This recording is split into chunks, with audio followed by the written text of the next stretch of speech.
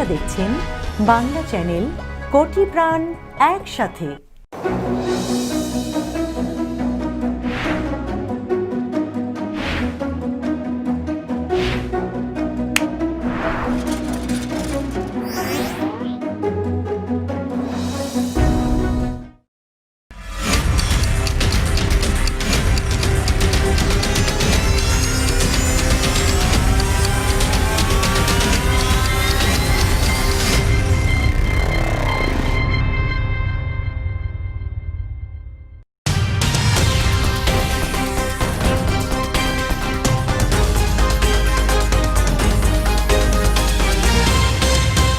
এখন দেখবেন বাংলা সংবাদ সৌজন্যে New Haque and Sons, mega homes realty, রূপসীবাংলা.us, খামারবাড়ি, attorney Moin Chowdhury law firm PC এবং নিউ ইয়র্ক ইন্স্যুরেন্স ব্রোকারেজ। প্রিয় দর্শক, স্বাগত জানাচ্ছি বাংলা চ্যানেল সংবাদে। আপনাদের সঙ্গে আছি আমি রিফাত আসনুফা। শুরুতেই জানিয়ে দিব শিরোনাম।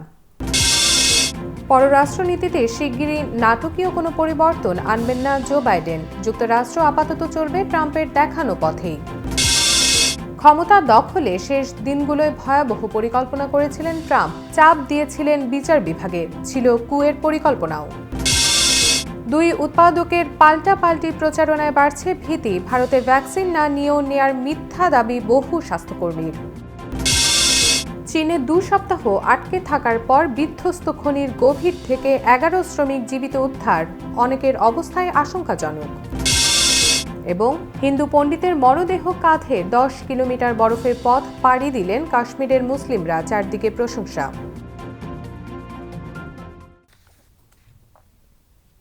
শুনছিলেন শিরোনাম, এবার বিস্তারিত। পররাষ্ট্রনীতি নতুন করে সাজানো হবে বলে প্রতিশ্রুতি দিয়েছেন প্রেসিডেন্ট জো বাইডেন। তবে আপাতত কোনো নাটকীয় পরিবর্তন আসছে না। বাইডেন প্রশাসনের পররাষ্ট্রমন্ত্রী সহ অন্য উচ্চ পদস্থ কর্মকর্তাদের বরাত দিয়ে গণমাধ্যমগুলোর বিশ্লেষণে এমনটাই বলা হচ্ছে। বিস্তারিত দেখুন রিপোর্টে। As president, I will do more than just restore the historic partnerships. সাবেক প্রেসিডেন্ট ডোনাল্ড ট্রাম্পের 4 বছরের নীতি থেকে বেরিয়ে আসবেন বলে বাইডেন তার নির্বাচনী প্রচারে বারবার বলেছেন।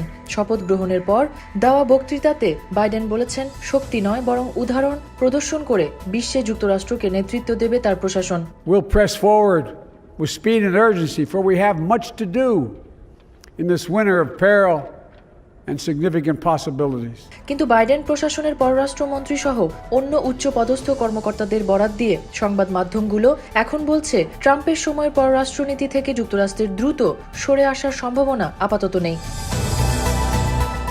ক্ষমতা গ্রহণের 3 দিনের মধ্যেই নতুন প্রশাসনের কর্মকর্তাদের কথাবার্তায় এমন পরিস্থিতি স্পষ্ট হয়ে উঠেছে। ভেনেজুয়েলা থেকে ইউক্রেন, ইসরায়েল থেকে চীনের ব্যাপারে ট্রাম্প প্রশাসনের নীতি থেকে যুক্তরাষ্ট্র এখনই সরে আসছে না। বিশেষ করে নতুন পররাষ্ট্রমন্ত্রী অ্যান্থনি ব্লিংকেনের সিনেট শুনানিতে বাইডেন প্রশাসনের পররাষ্ট্রনীতি সম্পর্কে অনেক কিছুই স্পষ্ট হয়ে উঠেছে। President-elect Biden believes, and I share his conviction, that no foreign policy can be sustained without the informed consent of the American people.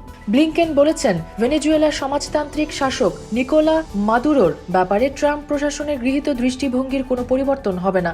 Maduro সরকারের ওপর অবরোধ আরও কঠোরভাবে বলবৎ করা হবে। অ্যান্থনি ব্লিংকেন বলেছেন, বাইডেন প্রশাসন রাশিয়াকে মোকাবেলা করার জন্য ইউক্রেনে অস্ত্র সরবরাহ করে যাবে।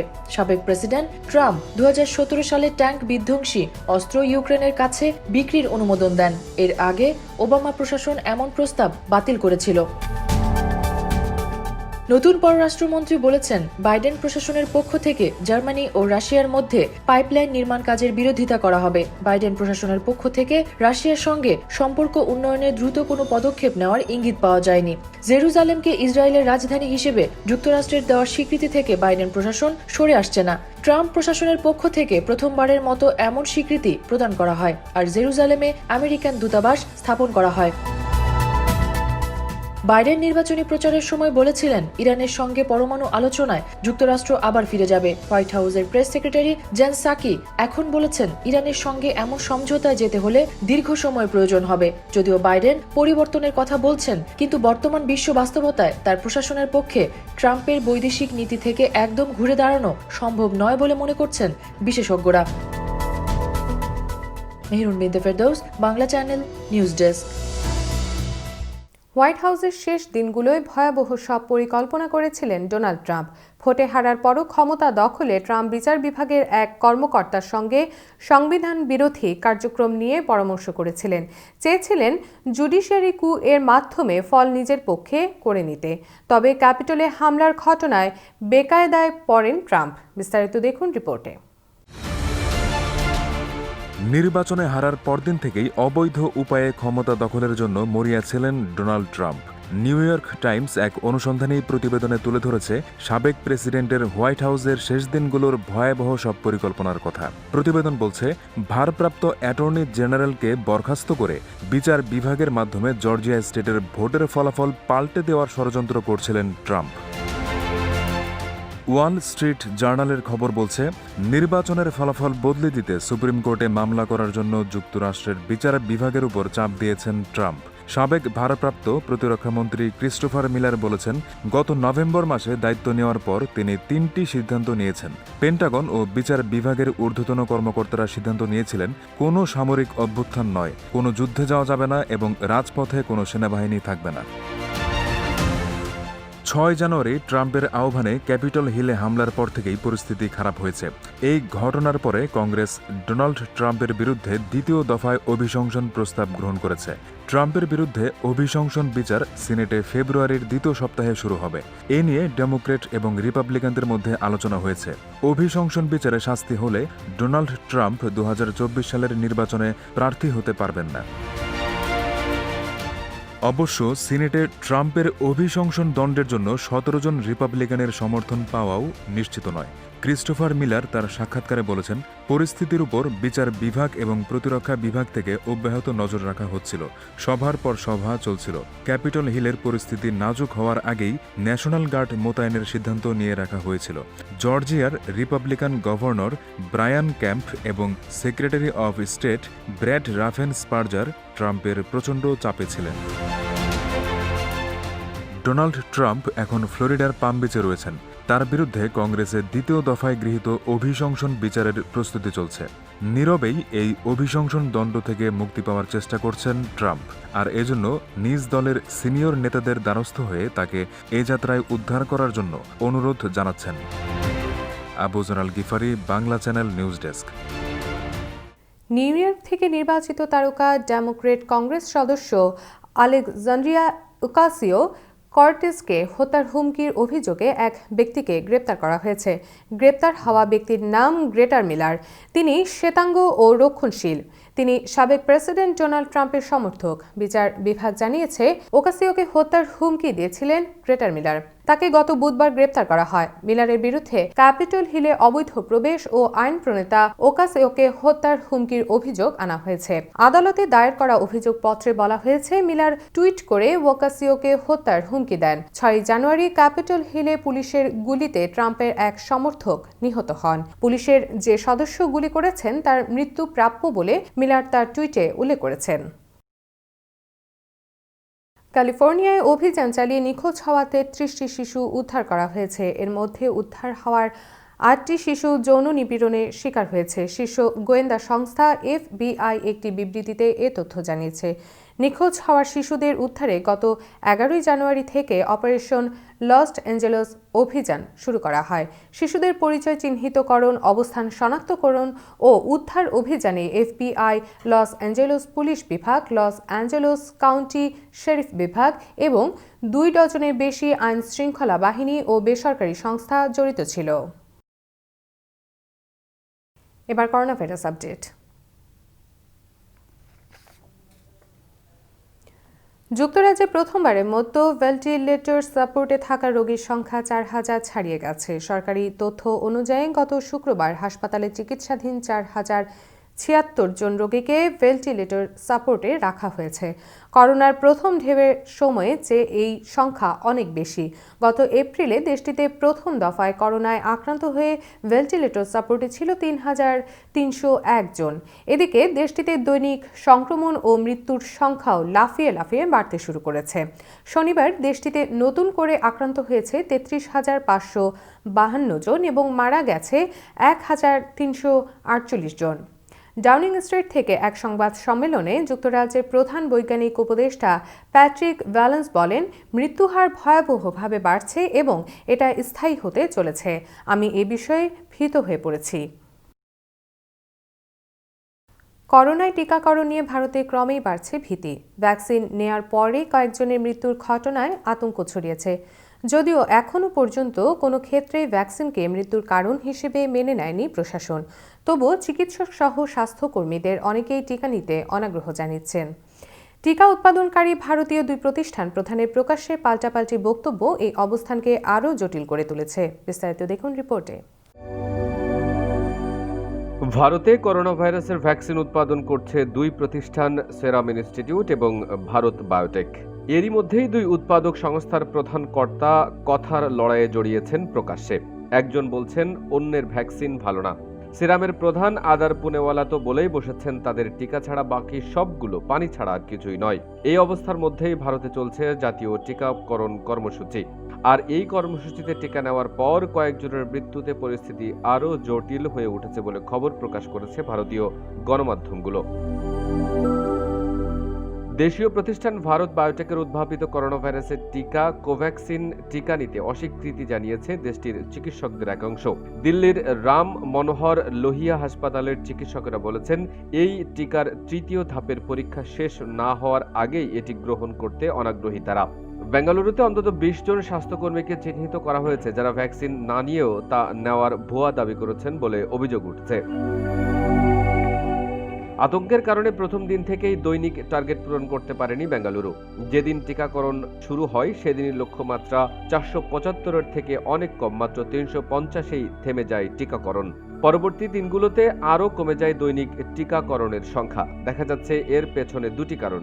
একটি তো ভ্যাকসিন নিয়ে আতঙ্ক, অন্যটি হলো কোউইন অ্যাপের প্রযুক্তিগত জটিলতা।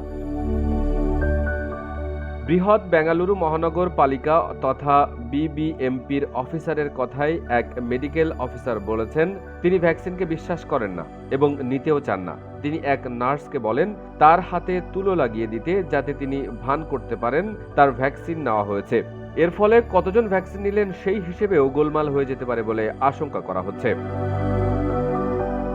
এদিকে ভারতে উৎপাদিত টিকা নিতে শেষ পর্যন্ত মাঠে নেমেছেন প্রধানমন্ত্রী নরেন্দ্র মোদীও। তিনি নাগরিকদের প্রতি টিকা নেওয়ার আহ্বান জানিয়ে বলেছেন, ভারতে তৈরি টিকা সম্পূর্ণ নিরাপদ ও পার্শ্ব প্রতিক্রিয়া মুক্ত। CM Shafiq, Bangla channel, news desk. নিচে ছোট্ট একটি বিরতি, ফিরে এসে থাকছে। চীনে 2 সপ্তাহ আটকে থাকার পর বিধ্বস্ত খনির গভীর থেকে 11 শ্রমিক জীবিত উদ্ধার, অনেকের অবস্থায় আশঙ্কাজনক। আমেরিকার সকল বাংলাদেশি ব্যবসায়ী ভোক্তা সমাজের প্রতি নিবেদন, স্কয়ার ফুড অ্যান্ড বেভারেজ লিমিটেডের পণ্য সামগ্রী, রাঁধুনি, রুচি ও চাষি ব্র্যান্ডের একমাত্র বৈধ আমদানিকারক এবং সরবরাহকারী নিউ হক অ্যান্ড সন্স। স্কয়ারের পণ্য সামগ্রীর যুক্তরাষ্ট্রেই আমরাই একমাত্র পরিবেশক। বাংলাদেশি কিছু অসাধু ব্যবসায়ী খুচরা বাজার থেকে মেয়াদোত্তীর্ণ পণ্য সরবরাহ করছে, তাই যুক্তরাষ্ট্রের সকল ব্যবসায়ী ভোক্তাদের অনুরোধ করা যাচ্ছে, পণ্য ক্রয়ের পূর্বে new Haque and sons coding করা দেখে কিনুন। ফ্রেশ মাংস ও দেশি মাছ কেনার কথা ভাবছেন? আমরা শুধুই হালাল ফ্রেশ মাংস ও দেশি মাছ বিক্রি করি। জ্যাকসন হাইটসে আমরা নতুন, কিন্তু অন্যান্যদের সাথে আমাদের হালাল ফ্রেশ মাংস ও দেশি মাছের তুলনা করলেই বুঝতে পারবেন তাদের সাথে আমাদের পার্থক্য। আমরা নিশ্চিত আপনি একবার আমাদের মাছ মাংসের স্বাদ পেলে আর অন্য কোথাও যাবেন না। শুধু একবার আমাদের মাছ মাংস পরখ করে দেখুন। আপনাদের সুবিধার্থে আমরা এখন জ্যাকসন হাইটসের আপনা বাজারের ভিতরে। Mama's halal meat and fish, 7220 37th avenue, Jackson Heights, New York 11372. Phone 718-685-2855. মহামারীকালে ভিড় এড়িয়ে ঘরে বসেই বুঝে নিন দৈনন্দিন বাজার। হালাল মাংস, মাছ থেকে শুরু করে প্রতিদিনের সব গ্রোসারি পণ্য সর্বোচ্চ মান ও প্রতিযোগিতামূলক মূল্যে হোম ডেলিভারি পেতে ফোন করুন 2129205262। কুইন্সে পান ফ্রি ডেলিভারি। ন্যূনতম ডেলিভারি চার্জে সর্বোচ্চ 3 ঘন্টায় আমাদের সেবা নিন Brooklyn, Bronx, Manhattan, Staten Island ও লং আইল্যান্ডে। বিস্তারিত জানতে ভিজিট করুন bajarsheba.us.com অথবা ফেসবুকে যুক্ত হন @bajarsheba_US এর সঙ্গে। বাজার সেবা, বাজার আপনার, বোঝা আমাদের।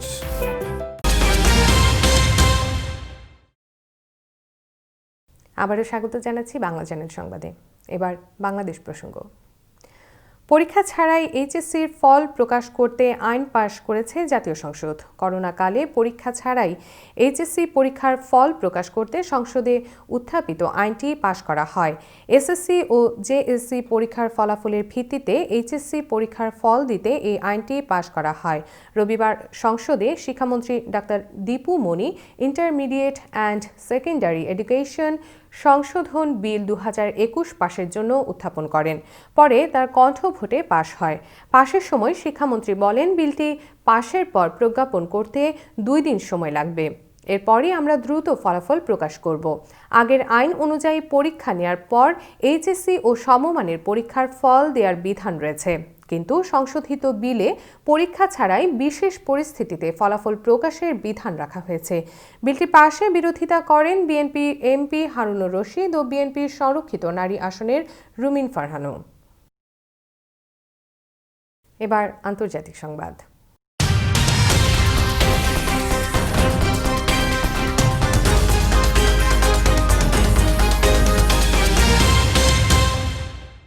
চীনে একটি স্বর্ণের খনিতে দুর্ঘটনা ঘটার 2 সপ্তাহ পর 11 জন শ্রমিককে জীবিত উদ্ধার করা সম্ভব হয়েছে। শ্রমিকদের একটি দল মাটির 600 মিটার নিচে আটকা পড়েছিল। তাদের মধ্য থেকে এই 11 জনকে উদ্ধার করেছে উদ্ধারকর্মীরা। তবে তাদের অবস্থা আশঙ্কাজনক বলে জানিয়েছে উদ্ধারকর্মীরা। বিস্তারিত দেখুন রিপোর্টে। গত 10 জানুয়ারি চীনের হুসান স্বর্ণের খনিতে বিস্ফোরণের পর থেকেই শ্রমিকরা সেখানে আটকা পড়েছিলেন। ওই খনিটি শানডং প্রদেশে অবস্থিত।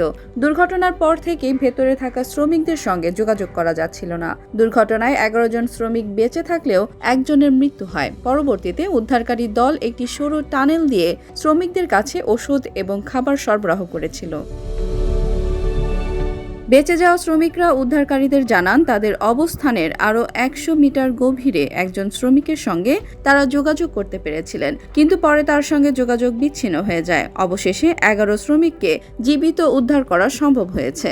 তারা মাটির 600 মিটার নিচে আটকা পড়েছিলেন। রাষ্ট্রীয় গণমাধ্যমের খবরে ওই শ্রমিকদের জীবিত উদ্ধারের বিষয়টি নিশ্চিত করা হয়েছে। টেলিভিশনের ফুটেজে প্রথম উদ্ধার হওয়া শ্রমিককে দেখা গেছে। তিনি চোখ খুলে তাকাতে পারছিলেন না। তার অবস্থা আশঙ্কাজনক হওয়ায় দ্রুত হাসপাতালে ভর্তি করা হয়েছে। গত 10 জানুয়ারি হুসান স্বর্ণের খনিতে বিস্ফোরণের পর থেকেই শ্রমিকরা সেখানে আটকা পড়েছিলেন। দুর্ঘটনার পর থেকে ভেতরে থাকা শ্রমিকদের সঙ্গে যোগাযোগ করা যাচ্ছিল না। পরবর্তীতে উদ্ধারকারী দল একটি সরু টানেল দিয়ে শ্রমিকদের কাছে ওষুধ এবং খাবার সরবরাহ করেছিল। কী কারণে ওই খনির ভেতরে বিস্ফোরণ ঘটেছে তা এখনও জানা যায়নি। খনিতে বিস্ফোরণের সময় 22 জন শ্রমিক সেখানে আটকা পড়েন। আটকে পড়া বাকি 10 জনের অবস্থা এখন কেমন সে বিষয়টি এখনও নিশ্চিত নয়। ঝাওজিন নামের ওই খনিটি শানডং ও কাইলং ইনভেস্টমেন্টের। এটি চীনের 4র্থ বৃহত্তম স্বর্ণের খনি। চীনের বিভিন্ন খনিতে প্রায়ই এ ধরনের দুর্ঘটনা ঘটে থাকে। নিরাপত্তা ব্যবস্থার ত্রুটি ও সরকারি বিভিন্ন নিষেধাজ্ঞা অমান্য করেই এসব খনির কার্যক্রম পরিচালনা করা হয়। ফলে প্রতি বছরই বহু শ্রমিক বিভিন্ন দুর্ঘটনায় প্রাণ হারাচ্ছে। তমা Chowdhury, Bangla channel news desk. রাশিয়ার প্রেসিডেন্ট ভ্লাদিমির পুতিন বিরোধী বিক্ষোভে অংশ নেওয়া 3000-এর বেশি নাভালনি সমর্থককে আটক করেছে পুলিশ। এর মধ্যে রাজধানী মস্কো থেকে 1200 জনকে আটক করা হয়। তারা দেশটির কারাবন্দী বিরোধী দলীয় নেতা অ্যালেক্সেই নাভালনির মুক্তি এবং প্রেসিডেন্ট পুতিনের পদত্যাগের দাবিতে বিক্ষোভে অংশ নিয়েছিল। শনিবার মস্কোতে বিক্ষোভকারীদের ওপর চড়াও হয় পুলিশ। এ সময় নাভালনির সমর্থকদের মারধর ও টেনে হিঁচড়ে পুলিশের গাড়িতে তুলতেও দেখা যায়। রাশিয়ার প্রশাসন বিক্ষোভকারীদের কঠোরভাবে দমনের ঘোষণা দিয়েছে। পুলিশ জানিয়েছে, কোনো অননুমোদিত বিক্ষোভ ও উস্কানির সঙ্গে সঙ্গে দমন করা হবে। পর্যবেক্ষণকারী বেসরকারি সংস্থা অভিডি ইনফো জানিয়েছে, রাশিয়ার শতাধিক শহরে বিক্ষোভ হয়। এ সময় কমপক্ষে 3100 বিক্ষোভকারীকে আটক করা হয়েছে। এর মধ্যে নাভালনির স্ত্রী উইলিয়া নাভালনায়া, আইনজীবী ও মুখপাত্র রয়েছে, যারা তার ঘনিষ্ঠ সহযোগী হিসেবে পরিচিত। বিশ্বের সবচেয়ে বড় মাদক পাচারকারী দলগুলোর একটির প্রধান সেজি লবকে গ্রেপ্তার করেছে নেদারল্যান্ডস পুলিশ।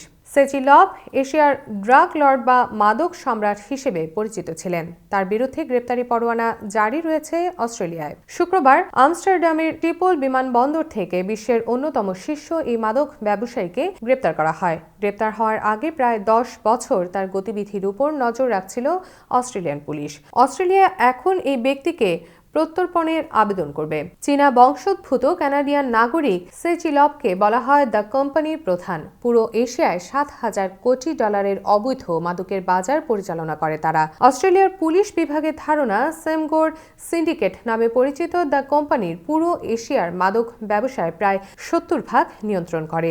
56 বছর বয়সী সে চিল লবকে কুখ্যাত মেক্সিকান মাদক ব্যবসায়ী এল চাপো গুজমানের সঙ্গেও তুলনা করা হয়। দর্শক, নিচ্ছি আরও একটি বিরতি, ফিরে এসে থাকছে।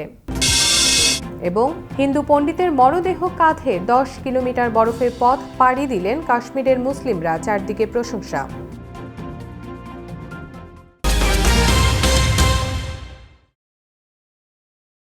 মেগা হোমস রিয়েলটি, স্বপ্ন আপনার, দায়িত্ব আমাদের। পছন্দের বাড়িটির জন্য আসুন আমাদের কাছে। Mega homes realty, buy, sell, rent, invest ও শর্ট সেল। আমরা ফোরক্লোজ থেকে আপনার বাড়ি রক্ষা করতে সহায়তা করি। Mega homes realty, commercial and residential real estate firm. আমাদের সাথে যোগাযোগের ঠিকানা Moinul Islam, 3211 35th avenue, Astoria, New York 11106। Telephone 9175354131। Email moinul4@gmail.com। নিরাপত্তা নিয়ে উদ্বিগ্ন? বিশ্বের যে কোনো প্রান্তে বসে নজর রাখুন বাড়ি, অফিস বা ব্যবসা প্রতিষ্ঠান। আপনার পরিবার, কর্মক্ষেত্র বা প্রতিষ্ঠানের টোটাল সিকিউরিটি সলিউশন নিশ্চিত করতে digital security system and networking Inc বিশ্বস্ত একটি নাম। Weatherproof night vision, CC camera, networking, installation এবং সার্বিক সেবায় রয়েছে আমাদের দক্ষ টিম ও অভিজ্ঞতা। যোগাযোগ করুন MD Ziaur Rahman Chowdhury Litu, 16709 Hillside Avenue, second floor, suite 2A, Jamaica, New York 11432। Cellphone number 9418223090। Email lituchaudhuri2009@yahoo.com। আপনার নিশ্চিন্ত নিরাপত্তা আমাদের স্বস্তি। ডিস্ট্রিক্ট 24 জামাইকা থেকে প্রার্থী মুজিব রহমানকে যে কোনো রেজিস্টার্ড ভোটার ভোট দিতে পারেন। আমি মুজিব রহমান, বাংলাদেশ সোসাইটির ইতিহাসে সর্বাধিক ভোটে নির্বাচিত সভাপতি। এবার আপনার প্রিয় শহর নিউ ইয়র্ক সিটি কাউন্সিল নির্বাচনে আমি আপনাদের ভোট চাই। ব্যালটে মুজিব রহমান নাম দেখে ভোট দিন। মুজিব রহমান সব বাংলাদেশির সমর্থন চান।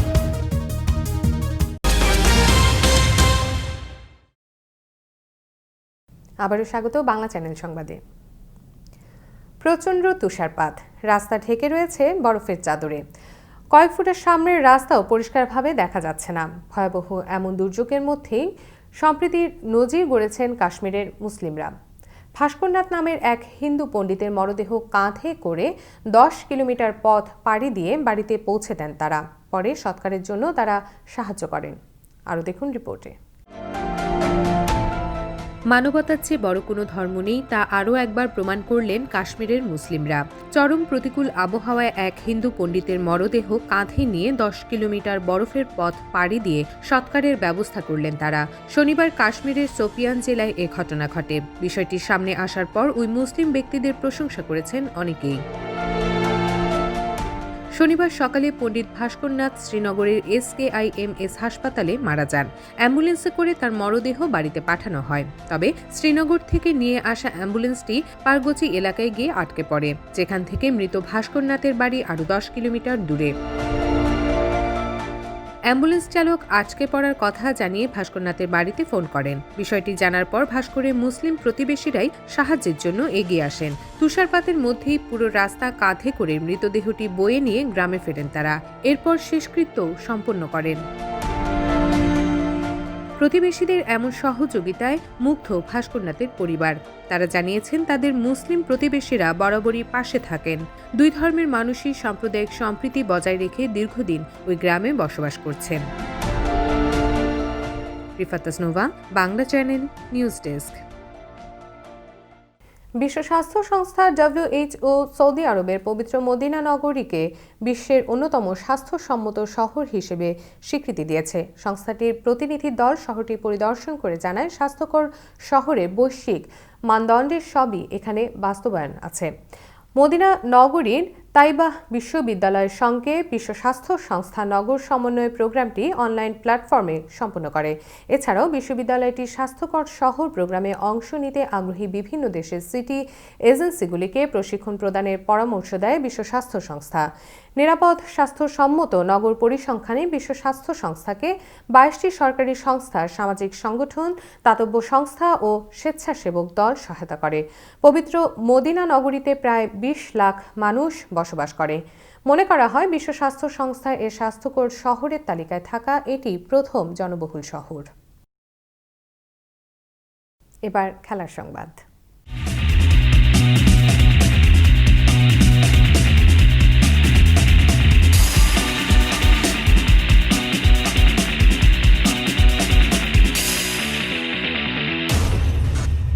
এবার অস্ট্রেলিয়া সফরে গিয়ে নানামুখী অত্যাচারের মুখেই পড়েছিলেন ভারতীয় ক্রিকেটাররা। করোনার কারণে হোটেলে শুধু বন্দি থাকাই নয়, রুম, টয়লেট পরিষ্কার সহ সব কাজ নিজেদের হাতেই করতে হয়েছে রোহিত পূজারাদের। জানিয়ে ভারতীয় দলের পক্ষ থেকে অভিযোগও জানানো হয়। অস্ট্রেলিয়ানদের এমন আচরণ এখানেই থেমে থাকেনি। মাঠের মধ্যে বর্ণবিদ্বেষের শিকারও হয়েছেন ভারতীয় ক্রিকেটাররা।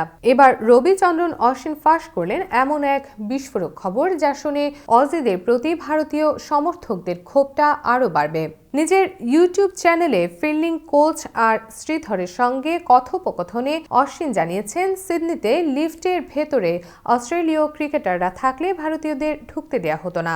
অশ্বিন জানিয়েছেন, বিশেষ করে তৃতীয় টেস্ট খেলতে সিডনিতে গেলে তাদের সঙ্গে বেশি খারাপ আচরণ শুরু করে অস্ট্রেলিয়ানরা, যা কিনা মেনে নেওয়া কঠিন হয়ে পড়েছিল ভারতীয় ক্রিকেটারদের। এবার সংস্কৃতি সংবাদ।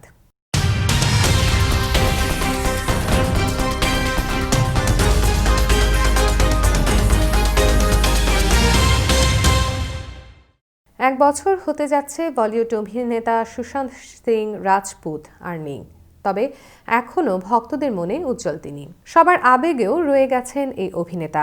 সুশান্তের নামে নামকরণ হতে যাচ্ছে একটি রাস্তার। জানা গেছে, অ্যান্ড্রুসগঞ্জ নামে এলাকার রাস্তা সুশান্তের স্মৃতিতে নামকরণ করা হবে। এই রাস্তাটি ভারতের রাজধানী দিল্লির দক্ষিণে অবস্থিত। সেখানকার কর্পোরেশনের কংগ্রেস কাউন্সিলর অভিষেক দত্ত এই কথা জানিয়েছেন। তিনি জানিয়েছেন, 6 মাস আগে তাদের কাছে এই প্রস্তাব এসেছিল, সেই প্রস্তাব পাশ হয়ে গেছে, তাই এই রাস্তা এবার সুশান্তের নামে হচ্ছে। প্রসঙ্গত, এটাও সামনে এসেছে যে সুশান্তের মৃত্যুর পর 21শে জানুয়ারি ছিল সুশান্তের জন্মদিন। বিশেষ দিনটিকে স্মরণীয় করে অভিনেতার দিদি শ্বেতা সিং কীর্তি একটি বিশেষ স্কলারশিপের ঘোষণা করেন। সোশ্যাল মিডিয়ায় শ্বেতা ঘোষণা করেন, $35,000 ফান্ড গঠিত হয়েছে UC বার্কলি বিশ্ববিদ্যালয়ে। দর্শক, চলুন এবার দেখে নিই এই সপ্তাহে নিউ ইয়র্ক থেকে প্রকাশিত কয়েকটি বাংলা সাপ্তাহিকের উল্লেখযোগ্য শিরোনাম। বুধবার প্রকাশিত পত্রিকা ঠিকানার প্রধান খবর, welcome Joe Biden, good bye Donald Trump. ঠিকানার আরেকটি উল্লেখযোগ্য শিরোনাম, আগামী দিনে কেমন হবে ওয়াশিংটন ঢাকা সম্পর্ক। শনিবার প্রকাশিত বাঙালি পত্রিকার প্রধান শিরোনাম, শপথ নিয়েই অনেক নির্বাহী আদেশে স্বাক্ষর, ইমিগ্র্যান্টদের স্বপ্ন পূরণ শুরু। বাঙালির আরেকটি উল্লেখযোগ্য খবর, স্টিমুলাস বিল পাশ নিয়ে সংশয়।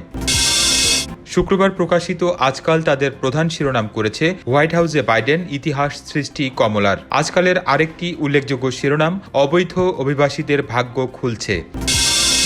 শনিবার প্রকাশিত সাপ্তাহিক পরিচয়ের প্রধান শিরোনাম, বাইডেনের কণ্ঠে ঐক্যের বার্তা, বিরোধিতায় রিপাবলিকানরা অনড়।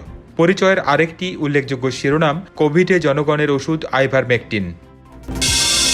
শুক্রবার প্রকাশিত প্রথম আলোর উত্তর আমেরিকা সংস্করণের প্রধান খবর, বাইডেনের হাতে যুক্তরাষ্ট্রের নতুন যাত্রা। প্রথম আলোর আরেকটি উল্লেখযোগ্য শিরোনাম, ভাড়াটিয়াদের বিরুদ্ধে অভিযোগ, বাড়ি ভাড়া পরিশোধ না করে কিনছে বাড়ি। বাংলাদেশ প্রতিদিন উত্তর আমেরিকা সংস্করণের প্রধান শিরোনাম, ঐক্য ছাড়া শান্তি আসবে না। বাংলাদেশ প্রতিদিনের আরেকটি উল্লেখযোগ্য শিরোনাম, নতুন প্রশাসনের কাছে প্রবাসীদের প্রত্যাশা।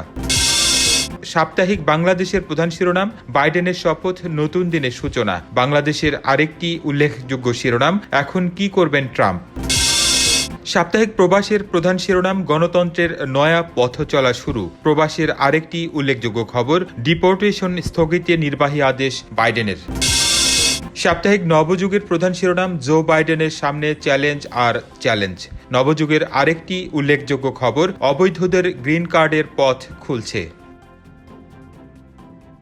এই ছিল বাংলা চ্যানেল সংবাদে। শেষ করার আগে শিরোনামগুলো জানিয়ে দিচ্ছি আরও একবার। পররাষ্ট্রনীতিতে শিগগিরই নাটকীয় কোনো পরিবর্তন আনবেন না জো বাইডেন। যুক্তরাষ্ট্র আপাতত চলবে ট্রাম্পের দেখানো পথেই। ক্ষমতা দখলে শেষ দিনগুলোয় ভয়াবহ পরিকল্পনা করেছিলেন ট্রাম্প। চাপ দিয়েছিলেন বিচার বিভাগে, ছিল কুয়ের পরিকল্পনাও। দুই উৎপাদকের পাল্টাপাল্টি প্রচারণায় বাড়ছে ভীতি। ভারতে ভ্যাকসিন না নিয়েও নেয়ার মিথ্যা দাবি বহু স্বাস্থ্যকর্মীর। চীনে 2 সপ্তাহ আটকে থাকার পর বিধ্বস্ত খনির গভীর থেকে 11 শ্রমিক জীবিত উদ্ধার, অনেকের অবস্থায় আশঙ্কাজনক। এবং হিন্দু পণ্ডিতের মরদেহ কাঁধে 10 কিলোমিটার বরফের পথ পাড়ি দিলেন কাশ্মীরের মুসলিমরা, চারদিকে প্রশংসা। দর্শক, প্রতিদিন বাংলা চ্যানেল রাতের সংবাদ দেখুন নিউ ইয়র্ক সময় রাত 9টা এবং বাংলাদেশ সময় সকাল 8টায়। এছাড়া বাংলা চ্যানেল বাংলাদেশ সংবাদ দেখুন নিউ ইয়র্ক সময় বেলা 12টা ও বাংলাদেশ সময় রাত 11টায়। নিয়মিত বাংলা চ্যানেল দেখতে চোখ রাখুন ফেসবুক, ইনস্টাগ্রাম, টুইটার ও ইউটিউব চ্যানেলেও, অথবা লগ ইন করুন বাংলা চ্যানেলের অফিসিয়াল ওয়েবসাইট www.banglaChannel24.com এ। দর্শক, করোনা ভাইরাস মহামারীর সময় সুরক্ষিত থাকতে 20 সেকেন্ড ধরে হাত ধোয়ার অভ্যাস চালু রাখুন। প্রয়োজনে হ্যান্ড স্যানিটাইজার ব্যবহার করুন। বাইরে গেলে অবশ্যই নিজের সুরক্ষায় মাস্ক ব্যবহার করুন। সুস্থ থাকুন, বাংলা চ্যানেলের সঙ্গে থাকুন।